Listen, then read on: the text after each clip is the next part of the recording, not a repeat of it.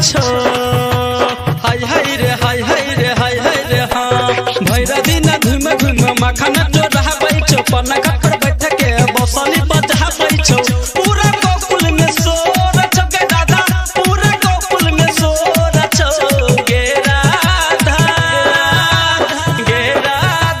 कान्हा तोहर बर चोर छो गे राधा कान्हा तोहर बर चोर छो गे राधा कान्हा तोहर बर चोर छो गे राधा कान्हा तोहर बर चोर छो। अभी आप सुन रहे हैं दरभंगा से सुदर्शन म्यूजिक की प्रस्तुति। गे राधा कान्हा तोहर बर चोर छो गे राधा कान्हा तोहर बर चोर छो। मुरली लागे तोहर कान्हा गोकुल नगरिया में घूमै छो सुदामा संगे रोज रोज जाके बजरिया में घूमै छो जाके बजरिया में घूमै छो।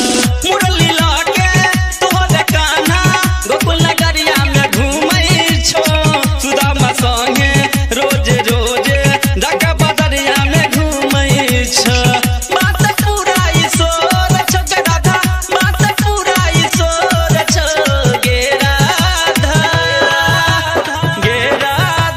कान्हा तोहर बर चोर छो गे राधा कान्हा तोहर बर चोर छो गे राधा कान्हा तोहर बर चोर छो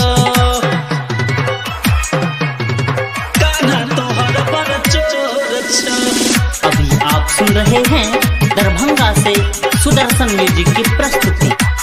गे राधा कान्हा तोहर बर चोर छो गे राधा कान्हा तोहर बर चोर छो। राइटर कमलेश संगे ललुआ बात पूरा बताबै छो डीजे काका कमला पूरा मठा के गाना बजाबै छो मठा के गाना बजाबै छो।